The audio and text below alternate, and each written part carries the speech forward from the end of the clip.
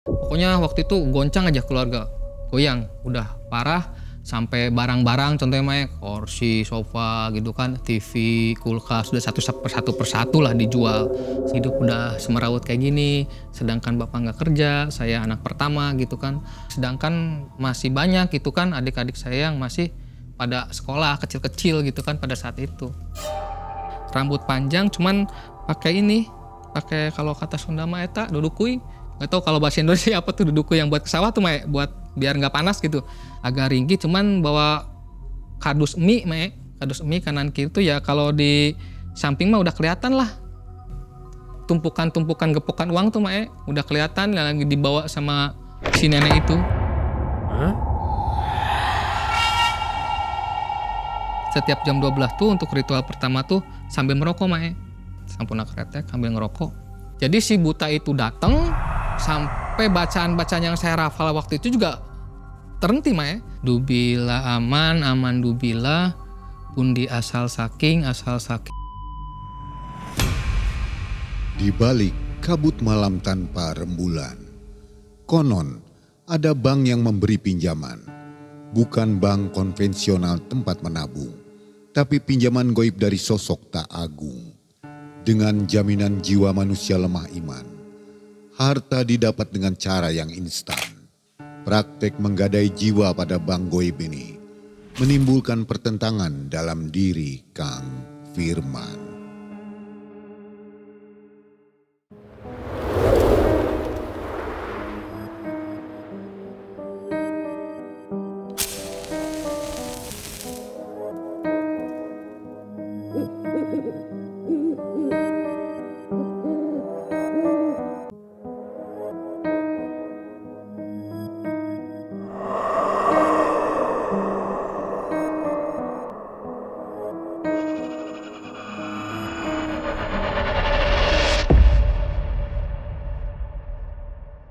Assalamualaikum warahmatullahi wabarakatuh. Waalaikumsalam warahmatullahi wabarakatuh. Dan halo sobat malam mencekam yang ada di rumah, apa kabar? Mudah-mudahan selalu sehat ya. Dan rezekinya seperti biasa melimpah. Amin. Sobat, hari ini sudah ada narasumber yang kita datangkan langsung dari Majalengka. Waduh, dari negara tetangga nih. Namanya Kang Firman. Kang Firman. Apa kabar Kang? Alhamdulillah baik Mae. Kang dari Majalengka ke sini berapa jam? Kita 1,5 jam Mae. Deket ya? Deket. Itu nggak ngebut ya? Enggak, santai. Santai. Nah, Kang Firman punya kisah yang menyeramkan. Itu terjadi tahun 2001 ya? 2001 Mae. 2001. Ketika ayahnya terpaksa berhenti bekerja. Betul. Dan akhirnya apa? Orang bilang memutuskan bingung ya, ekonomi kacau. Ekonomi kacau pada saat itu, mama, ya, bapak lah itu kacau perekonomiannya. Jadi akhirnya saya memutuskan ya memang salah gitu ke arah jalan sana. Gitu. Cari jalan cepat. Ya saya berharap ya buat edukasi lah buat yang lain-lain, buat semua yang lagi posisi walaupun sesulit apapun jangan mengambil ke arah jalan sana. Jadi gitu, kisah ini untuk memberi pembelajaran untuk juga kita semua gitu. ya. Makanya saya mau hadir di sini, Mae. Jangan menjadi contoh ya. Betul Mae.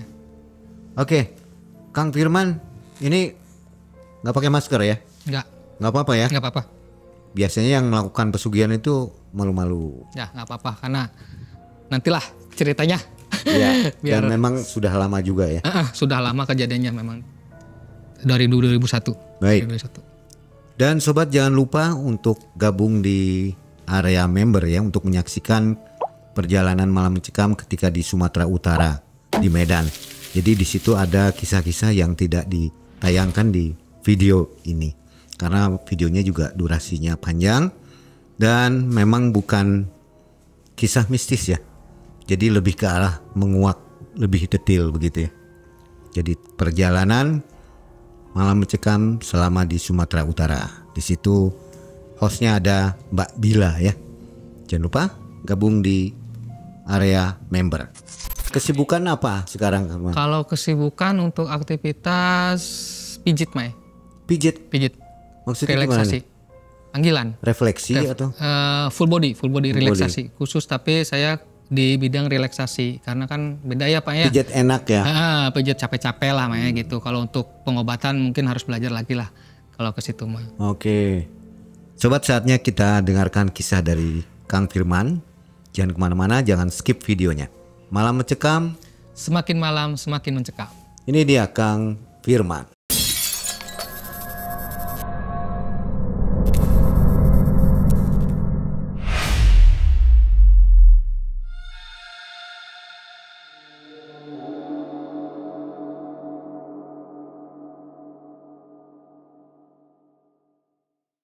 Jadi begini Mang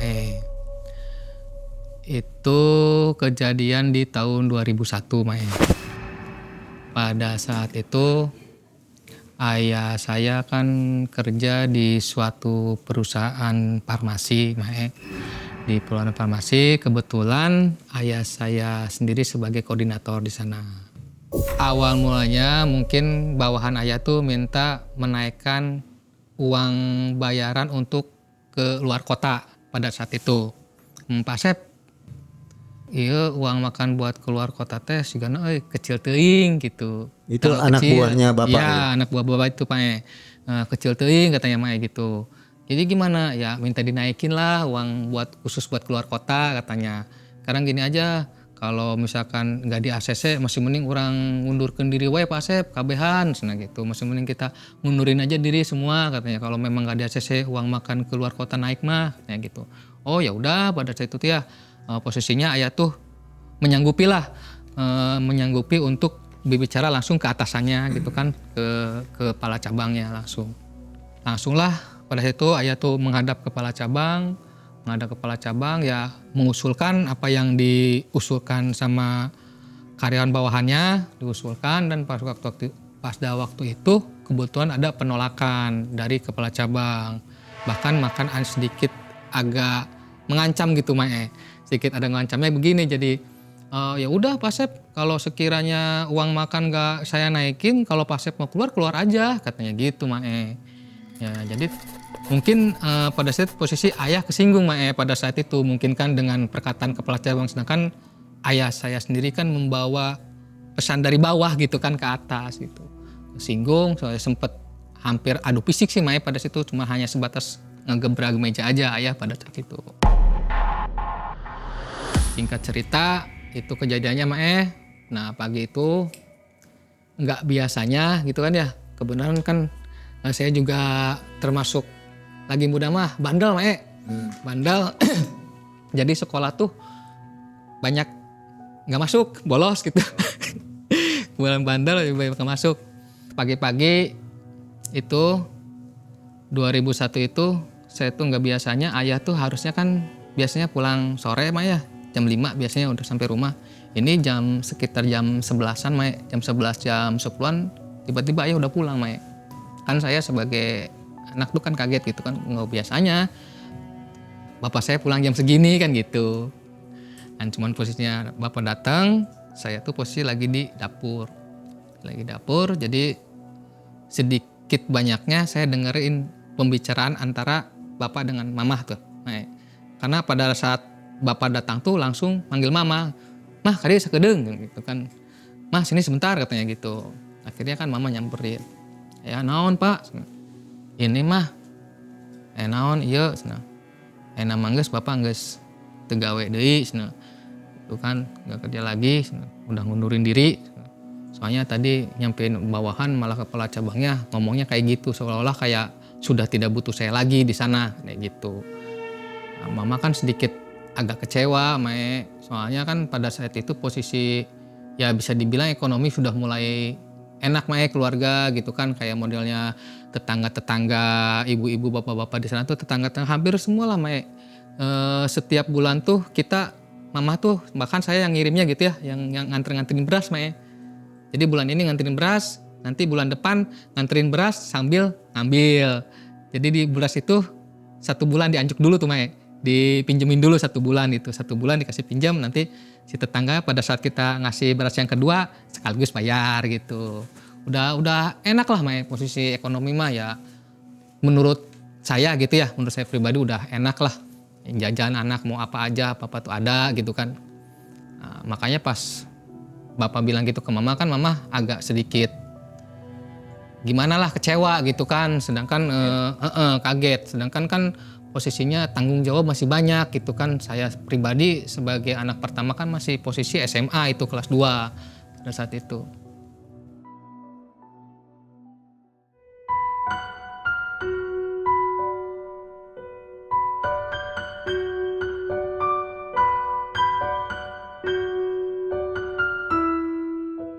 Singkat cerita, ekonomi itu udah mulai ini, Mae, goyang. Ekonomi mulai goyang. Saya juga pada saat itu bapak udah nggak mau kerja kemana-mana, seolah kayak, kalau menurut saya mah kayak tekanan, Mae. Trauma ya? Kayak trauma atau gimana gitu tuh. Jadi udah mau kerja itu aja gitu. Nah setelah itu saya tuh berinisiatif ngojek, Mae, kerja apa aja pokoknya. Ojek apa ini? Ojek di komplek, kan saya tinggal di komplek di sini di Cirebon pada saat waktu itu. Ojek pangkalan maksudnya? Pangkalan, iya betul. Jadi saya tuh ngojek dari depan tuh Mae Rp2.000 sampai belakang. Ngojek sampai belakang Rp2.000 dari ibu-ibu yang dulu kan masih belum menjamur motor kayak seperti sekarang ini, Mae.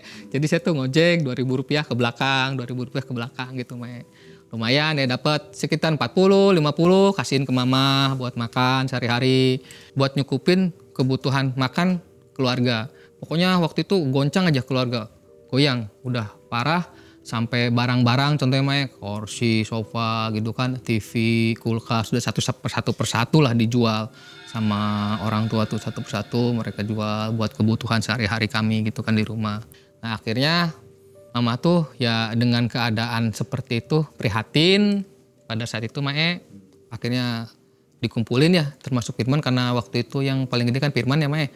Firman, bapak, mama lah kumpul sama mama tuh, Pak dia sakedap, dia sakedap Pak. Naon mah, Pak amun Pak kalau kondisinya seperti ini aja mah kayaknya sulit. Bapak di sini susah nyari kerja, sulit. Kita mau minta bantuan ke tetangga, ya masa ke orang lain. Saran mama mah masih mending pindah lagi yuk Pak ke Cikoneng, ke Majalengka katanya gitu, ke rumah nenek gitu. Ya amun etang geus kaputusan mama mah, bapak mah hayu-hayu aja kata bapak teh. Ya pada saat itu Mae Firman tuh diutuslah sama bapak untuk datang ke Majalengka, Mae. Datang ke Majalengka, Pir kaditu nah ka Mamang maneh, nah ka Mang Anang.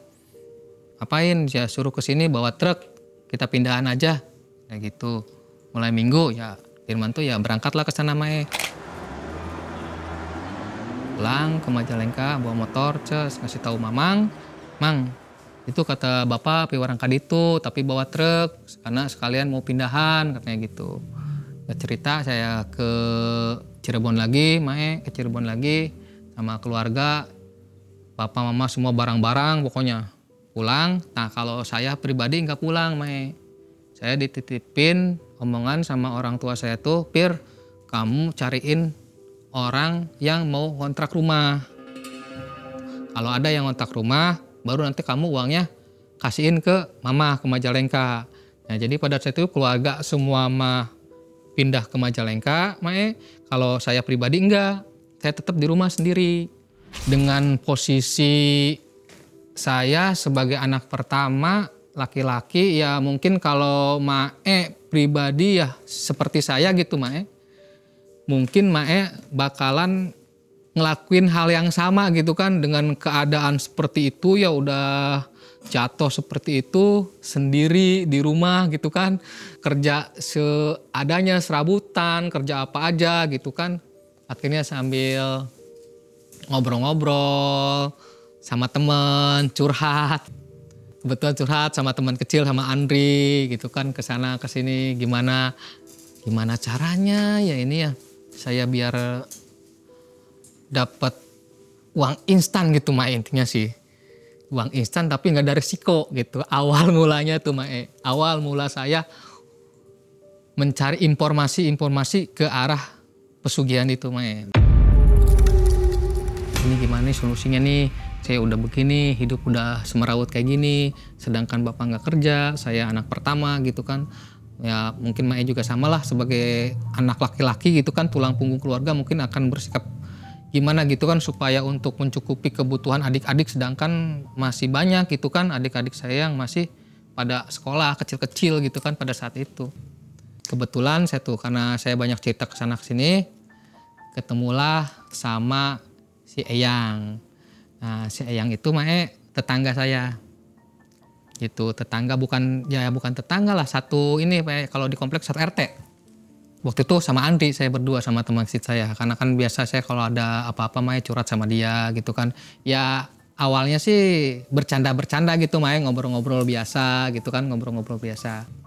Ya ini saya tuh pengen nyari uang instan, gimana ada nggak caranya kira-kira pengen nyupang atau nyari uang tapi kayak modelnya pesugihan gitu Mae, tapi nggak pakai tumbal. Saya bilang kalau untuk sayang sih saya kan masih sayang ke mama, bapak, ke adik-adik gitu kan. Cuman gimana caranya supaya saya tuh bisa dapat uang instan tapi nggak melibatkan mereka gitu. Jadi emang Eyang itu memang bisa ya, orang bisa?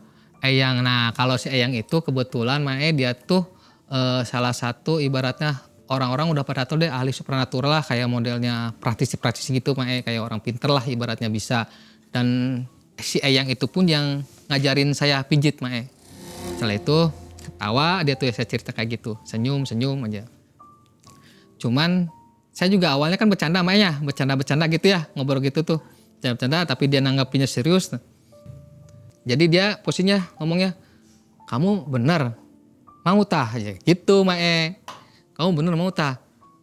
Aduh gimana tapi bener enggak, kata saya tuh ya masih ragu-ragu posisinya Mae pada saat itu, betul enggak gitu kan, ada enggak gitu kan.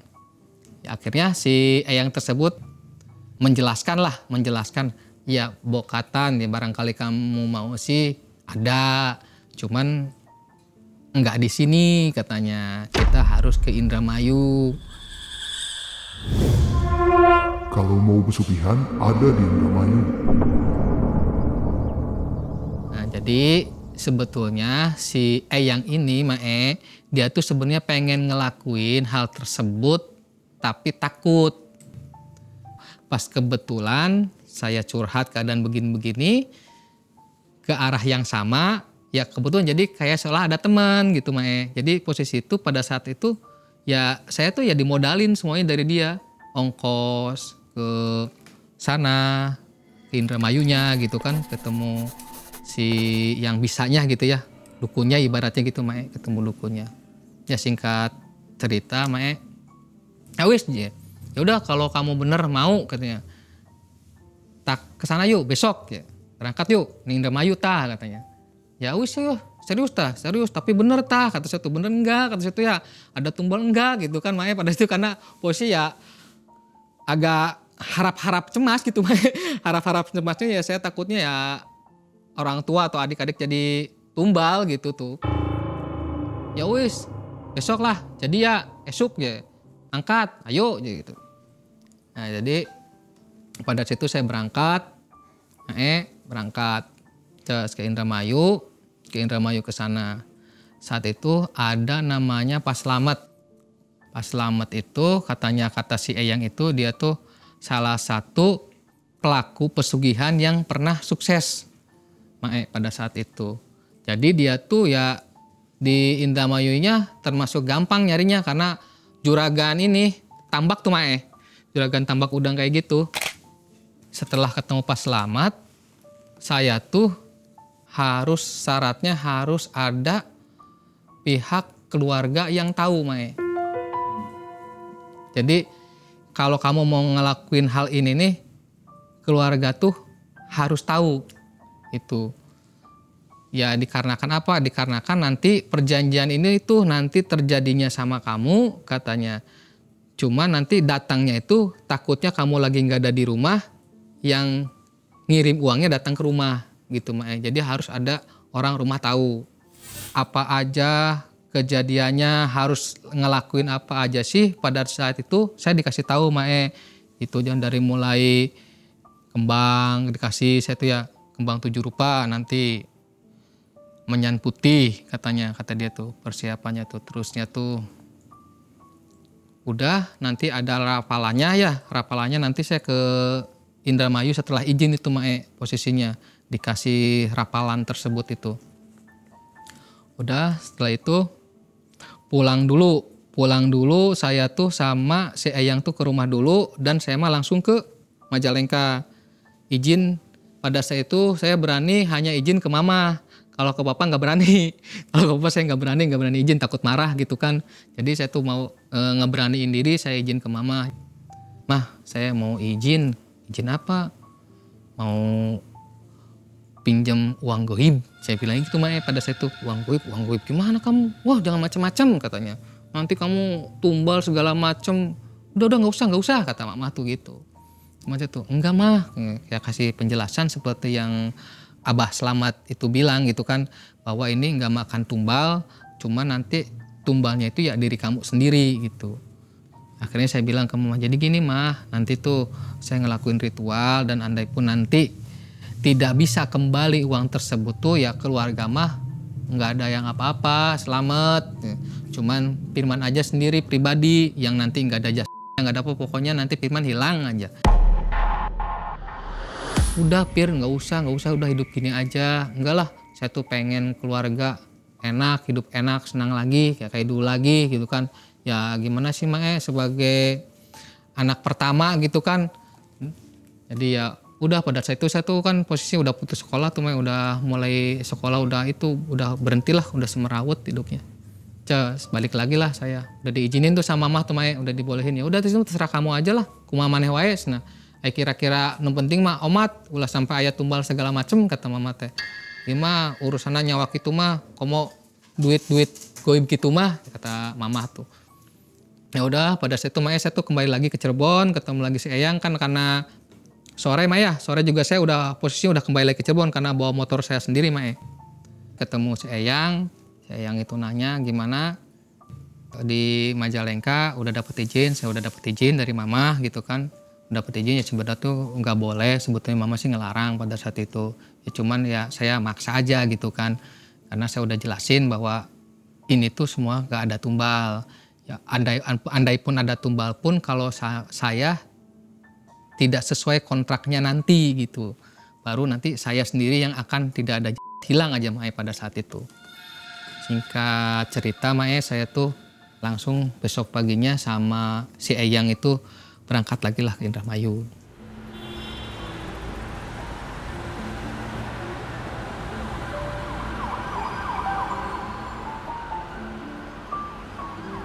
Jadi kita nggak usah cari alamat, langsung menuju tempat itu. Kebenaran Pak Slamet juga udah siap di sana, udah siapin seplastikan lah Mae lah, sekitar seplastikan si bunganya Mae. Bunganya satu plastik, menyan putih, pada itu udah tuh. Ke situ ya kita dikasih suguhan kopi lah segala macam gitu. Situ rokok. Wis pribentong ya katanya, gimana ya. Udah izin. Nah, kalau udah izin, sekarang saya kasih tahu bacaannya gitu Mae. Bacaannya berikut nanti tata caranya seperti apa. Karena si Pak Slamet ini Mae selain dia ngasih jalan, karena dia sebagai pelaku juga gitu tuh. Salah satu pelaku peminjaman uang goib tersebut, si Pak Slamet ini. Jadi singkat kata si Pak Slamet tuh, ya Ki, inget nang ya, ingetin ya satu-satu ya kata dianya tuh. Nanti ini menyan putih katanya. Menyan putih ini nanti khusus nanti buat pada saat kamu ngerafalin rafalan itu sampai kamu ngantuk, terus menyan dinyalain itu. Nah kalau bunga ini kalau sampai ke rumah tuh kamu sebarin ke setiap penjuru rumah. Semua penjuru rumah harus dikasih bunga. Sisanya nanti kamu sebarin di halaman rumah, depan rumah Mae. Perjanjiannya nantinya gini tong katanya. Kalau nanti ada yang datang makhluk segala macam, satu catatannya jangan takut. Kedua nanti ngomong aja mau minjem uang gitu Mae. Nah nanti kalau sudah ada datang yang tadi saya sebutin itu hari keberapanya nanti kamu datang lagi ke sini. Gitu Mae. Setelah itu oke, rapalannya sebetulnya sih pada saat itu si Pak Slamet udah nulis Mae rapalannya tuh. Kalau nggak salah tuh saya masih ingat Mae sedikit-sedikit. Dubila aman, aman dubila, pundi asal saking kodrat. Bapak Adam, Ibu Hawa, sing kidul.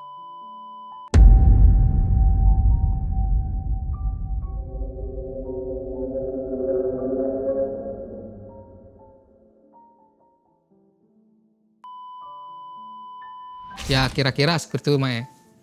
Nah setelah itu udah singkat cerita Mae, kita sama si Eyang ini udah pulang.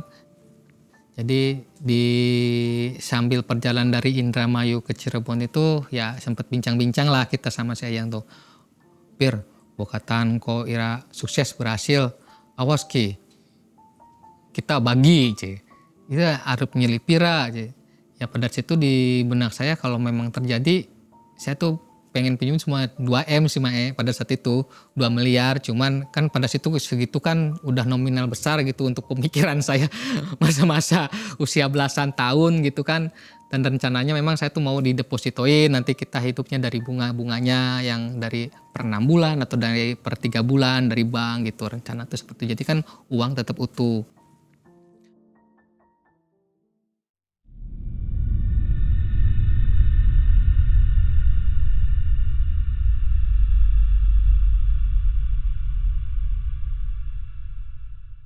Setelah itu saya sampai ke Cirebon dulu sama si Eyang, karena dari Cirebon saya pakai motor Mae pulang ke Majalengka sendirian, karena ritual itu sendirian Mae. Emang agak sedikit gimana ya, saya juga agak takut dan gimana Mae, yang saya takutin tuh yaitu tumbal itu Mae, yang awalnya tuh yang tetap tanda tanya yang bikin saya pribadi sebagai seorang anak itu ya tumbal gitu, apalagi ya nanti orang tua yang jadi jaminannya taruhannya gitu kan. Ya mungkin kalau Mae sendiri juga tetap lah pasti ada berani, atau berani sih berani, cuman resikonya besar gitu tuh. Orang yang kita sangat sayangin ya bisa-bisa nanti jadi tumbal mereka gitu Mae. Ya udah, itu untuk di hari pertama saya ikutin saran dari Pak Slamet Mae, udah datang ke rumah. Waktu itu kebenaran bapak nggak ada Mae ya, bapak nggak ada di rumah. Jadi kalau mama kan karena saya udah cerita jadi tahu, saya tabur-tabur bunga tiap penjuru rumah tuh Mae, penjuru rumah. Pokoknya semua kamar. Nah khusus untuk di kamar mama mah, kamar bapak mah saya taruh di kolong ini dipan, biar nggak kelihatan soalnya. Emang syaratnya nggak mesti banyak, harus cuma beberapa aja gitu, cuma sebatas syarat aja, cuman harus setiap penjuru ruangan harus semua ada di dapur, di kamar mandi gitu kan, segala macam harus ada. Dan sisanya nanti katanya ditabur di depan rumah gitu. Udah, karena waktu itu saya sekitar jam 4 jam 5-an lah Mae, jam 4 jam 5 sore, hampir menjelang maghrib lah. Saya tabur-tabur gitu, bapak lagi nggak ada tuh, menjelang maghrib tabur-tabur. Nah kalau untuk ritualnya Mae nanti mulai jam 12 malam. Untuk ritual pembacaan yang tadi, yang jampe-jampe yang tadi kata Pak Slamet, bukan itu mantranya itu ditulis Mae sebetulnya, nggak mesti dihafal gitu. Cuman dia dikarenakan karena setiap hari saya baca beberapa kali kan, jadi sedikitnya ada yang teringat gitu di benak saya gitu. Karena Mae posisinya tuh setiap jam 12 tuh untuk ritual pertama tuh sambil merokok Mae. Sambil merokok waktu itu saya rokok Sampurna Kretek, kalau nggak salah masih inget Sampurna Kretek, sambil ngerokok. Menyan udah disiapin sebelah sini, saya sambil ngerokok sini, sambil baca gitu, sambil naburin menyan ke rokok. Isep lagi, full sambil baca gitu Mae. Terus sampai saya posisi ngantuk Mae. Terus saya nggak kerasa. Tiba-tiba yang bikin saya kaget Mae, untuk hari pertama itu yang tiba-tiba muncul itu Mae, itu wujud diri saya sendiri Mae. Wujud diri saya sendiri cuman di depan saya gitu ya. Cuman dia cuman gini aja Mae. Ngeliatin saya gini. Ya saya taunya dia saya tuh, kok saya ada di depan saya gitu kan Mae ya. kan saya sedikit kaget gitu kan, sedikit kok saya ada di depan saya ini, saya kesini Mae dia ngikut, cuman saya senyum dia nggak senyum, saya sini dia ngikut gitu aja Mae. Kok saya ada di depan saya, itu hampir adalah sekitar 2 menitan Mae lah, sosok saya di depan saya tuh, bahkan saya bingung, saya berdiri dia berdiri aja, saya duduk dia berdiri aja gitu Mae. Bajunya sama? Bajunya sama, percis, wajah sama Mae, nggak ada sedikit pun yang pakaian yang saya kenain pada saat itu, nggak ada perbedaan sedikit pun Mae.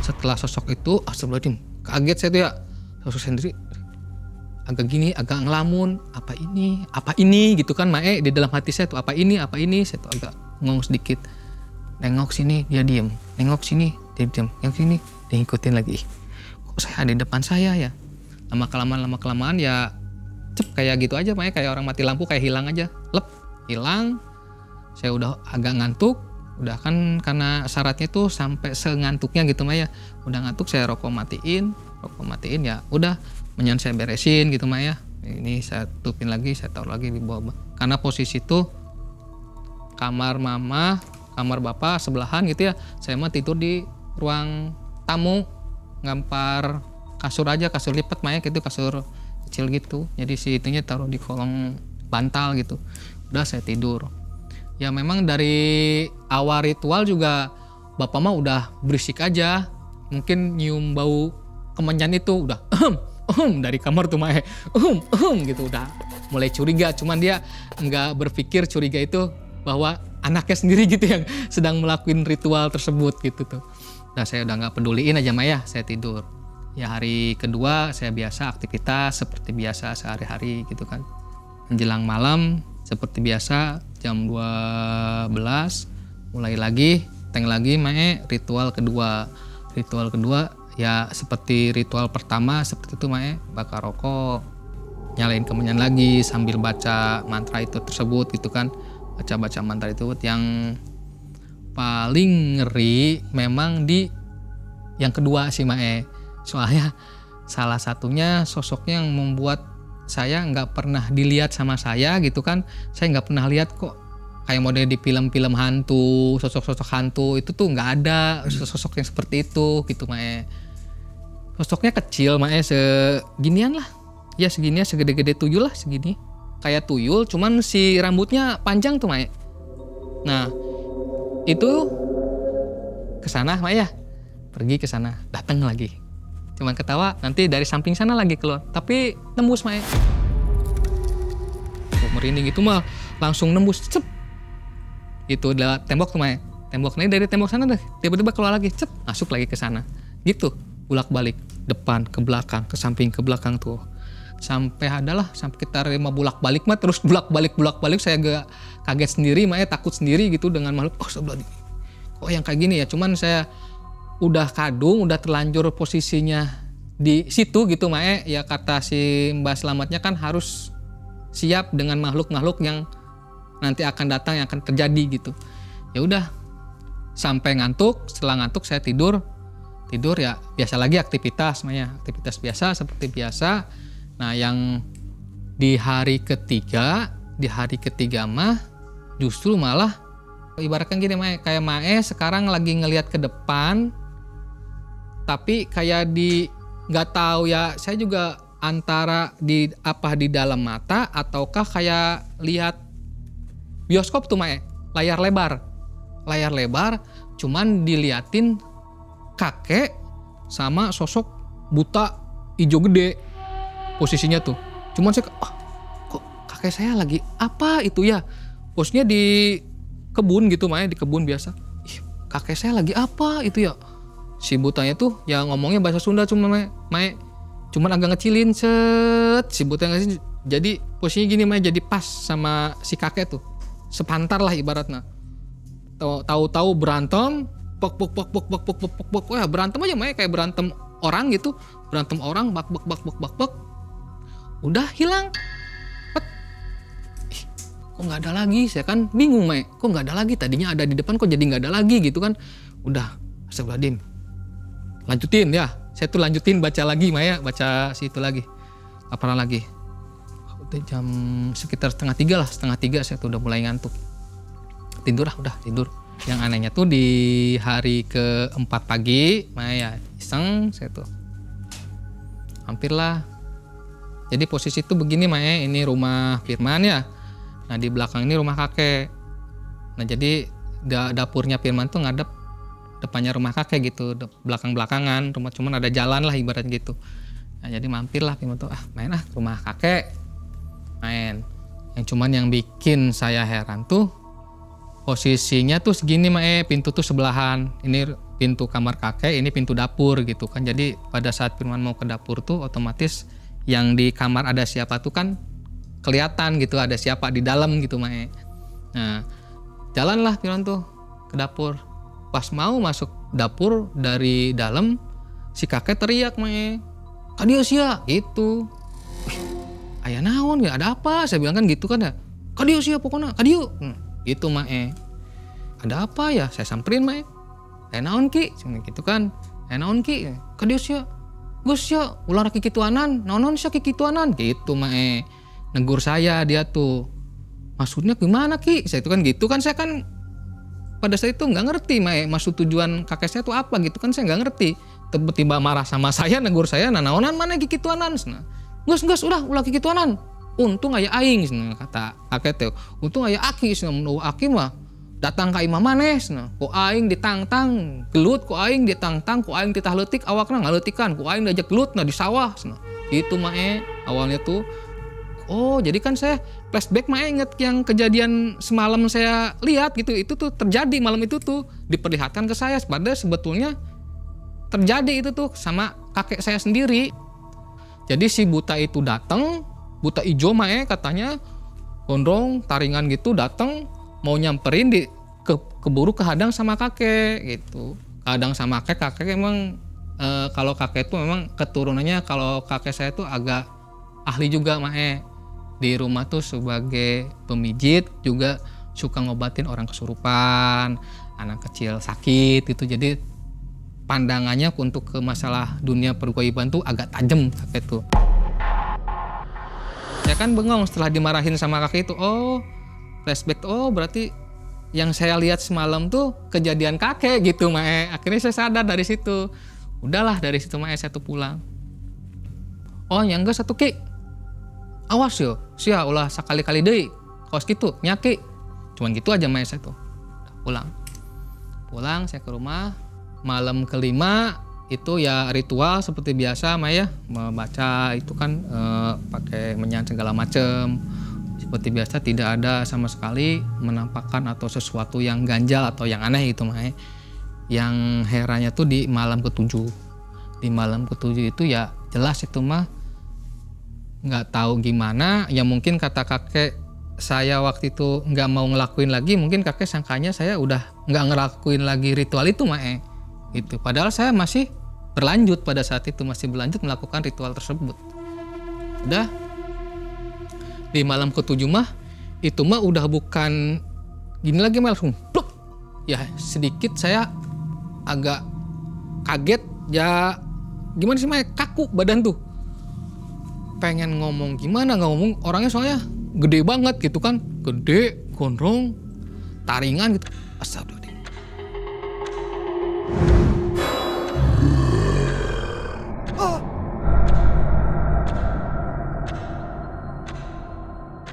Sampai bacaan-bacaan yang saya hafal waktu itu juga terhenti terhenti sejenak gitu kan. Ini makhluk apa? Saya mau ngomong gimana, apa ini gitu kan, dalam hati tuh yang menurut si Bas Slamet ini apa ini. Cuman dia agak ngecil ya, serumahan lah seginian lah. Jadi saya tuh agak gini ngeliat tuh posisinya tuh ke si makhluk tersebut tuh.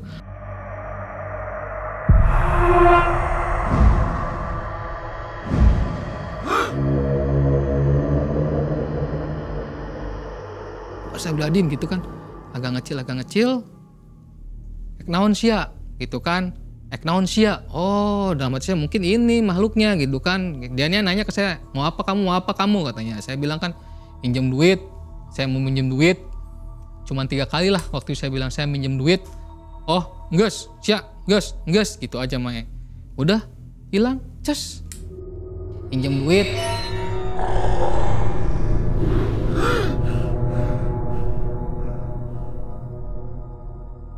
Udah kayak gitu ya hilangnya nggak jalan, nggak hilang aja, slek, hilang. Sesuai perkataan Bapak Slamet itu kalau terjadi atau nggak ada perkataan atau diskusi dengan jin atau di alam sana, ya kamu segera datang lagi ke sini katanya gitu. Ya singkat kata saya karena itu sudah terjadi jadi saya buru-buru lagi datang lagi mae ke si Eyang minta diantar untuk ke Indramayunya gitu mae.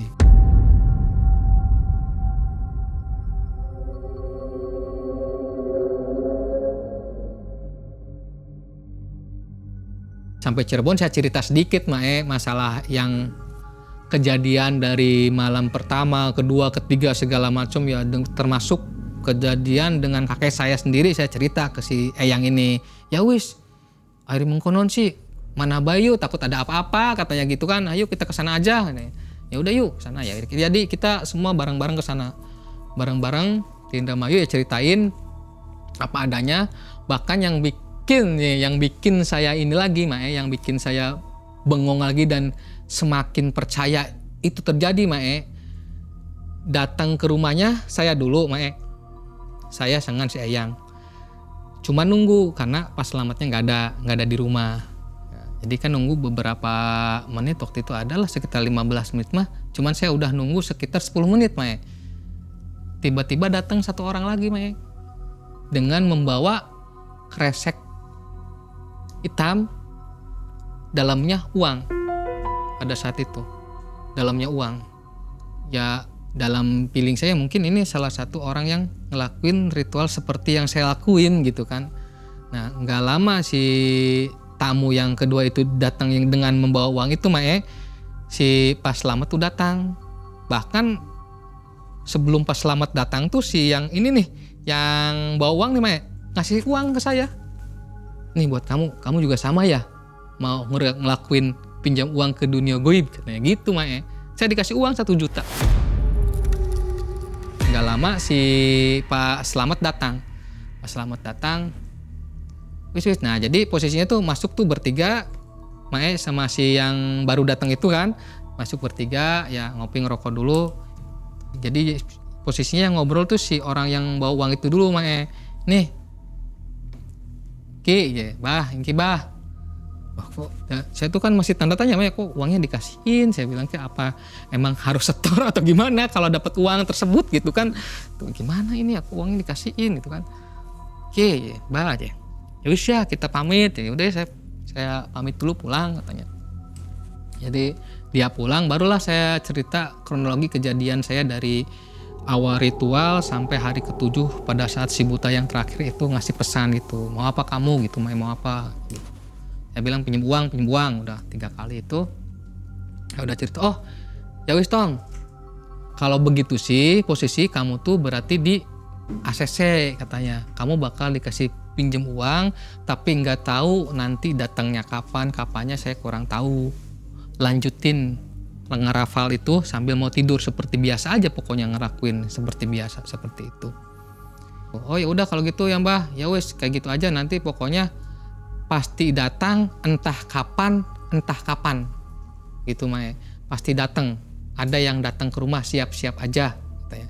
Makanya pertama saya bilang ke kamu harus ada salah satu orang tahu tuh karena datangnya tidak bisa ditentukan kapan atau berapa hari setelah kamu kesini ngerakuin lagi kayak gini katanya gitu Mae.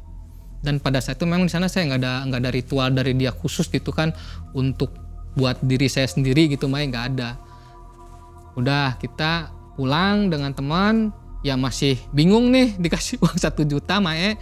Posisinya saya takut Mae posisinya. Intinya saya takut lah dikasih uang ini jangan-jangan saya jadi tumbal nih, jadi tumbal dari orang tersebut gitu kan. Nah saya takut. Akhirnya saya sama teman si Eyang ini ngasih saran ke saya, udah Pir masih mending uangnya nyewa mikro aja yuk, dari Indramayu ke Cirebon pira aja berhentiin mikro, tanya berapa harganya. Karena dari awal juga saya ke Indramayu itu kan pakai angkot terus mah, pakai umum lah ibaratnya, bukan pakai kendaraan pribadi gitu, pakai umum. Udah nyewa mikro, bahkan kata si Eyang nih mah takut terjadi apa-apa di jalannya, si Eyang udah nyamperin ke si supir itu. Makan si dia mah duduk di depan, saya yang di belakang waktu itu duduknya. Pir katanya, jalannya alon-alon baya aja, kebut-kebut, pokoknya tak bayar katanya, wis 600 katanya. Udah 600.000 mah pada saya itu, tapi jangan kebut-kebut syaratnya gitu, takut kecelakaan mah takutnya kita berdua jadi tumbal gitu kan. Cas, ya pelan-pelan hampir menjelang maghrib lah posisi saya sampai ke Cirebon nih, cuman nggak ke rumah, saya ke dulu karena motor di rumah sini yang di Cirebon. Pulang ke sana hampir menjelang maghrib, nunggu agak maghrib. Biasa kalau di depan kompleks suka ada orang yang gaplehan gitu mah, gaplehan, remian gitu. Saking takutnya saya, jadi sisa uang 400 itu ada tukang nasi goreng, udah tuh nasi goreng gratis, ya kan lah, jajan gratis gitu mah. Jadi buat neraktir yang teman-teman ronda sama gaplehan aja di situ. Itu si uang yang 400 itu karena saya takut untuk jadi korban tumbal dari uang tersebut gitu mah. Nah, singkat kata saya mah pulang ngelanjutin instruksi dari si Mbah Slamet itu, pulang ke rumah. Seperti biasa di ritual ke-8 saya bakar menyan lagi, baca mantra yang dikasih sama Mbah Slamet lagi itu biasa. Ya ada lagi mae sosok si butanya itu, cuman dia bilang 5 tahun aja gitu. Mungkin kontraknya saya hanya sebatas 5 tahun untuk peminjaman uang itu gitu. Nah, habis itu hari ke-9, di hari ke-10 sekitar jam 3-an lah, posisinya mama lagi mau masak. Tiba-tiba ada suara ngetok-ngetok, ngetok-ngetok, tok-tok-tok gitu kan. Nah, saya kaget, ada siapa kan ya, kirain saya tamu ya, biasa seperti biasa gitu kan, kirain saya tamu, buka pintu, atau ya sosok ya ibu-ibu lah, nenek-nenek lah sekitar Parubaya gitu mah, rambut panjang, cuman pakai kalau kata Sunda mah eta dudukui, gak tau kalau bahasa Indonesia apa tuh dudukui, yang buat ke sawah tuh mah, buat biar nggak panas gitu, kayak gitu ya. Bentuk badannya sih agak ringgi, cuman bawa kardus mie kanan kiri tuh ya, kalau di samping mah udah kelihatan lah tumpukan gepokan uang tuh mah udah kelihatan yang lagi dibawa sama si nenek itu.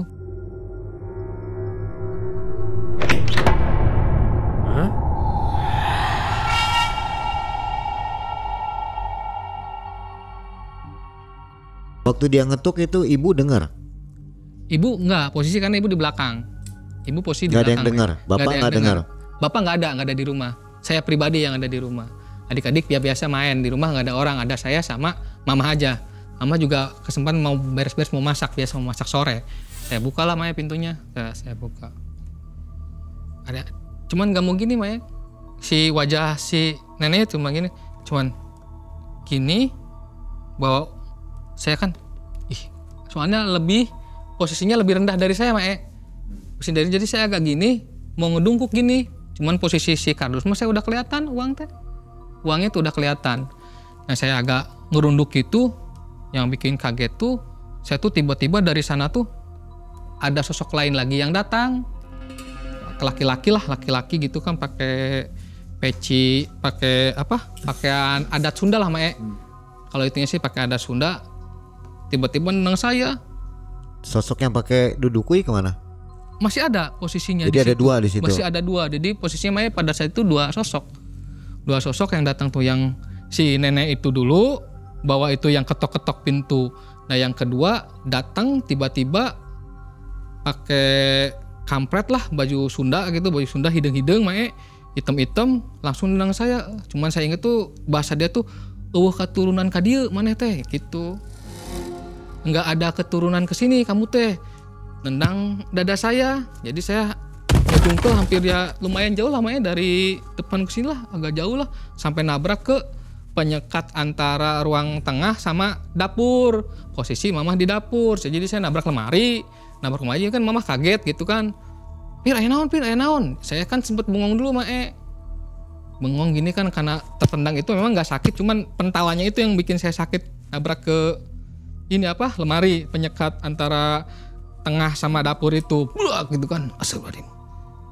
Nah, yang bikin heran pas saya ngelihat kayak gini nih, dua makhluk itu sudah nggak ada, Mae. Sudah hilang, kardusnya pun udah hilang.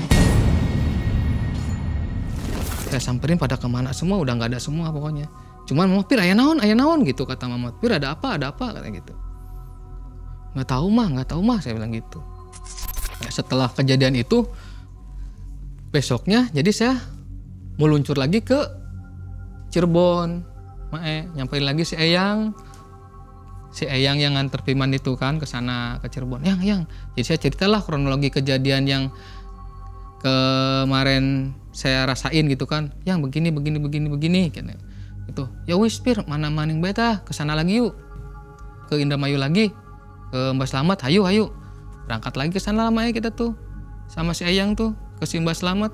Setelah sampai Mbah Slamet ya ngobrol langsung, Mbah Slamet, saya tuh ini kejadiannya seperti ini, ternyata nggak tahu, saya juga nggak tahu itu siapa yang datang gitu kan.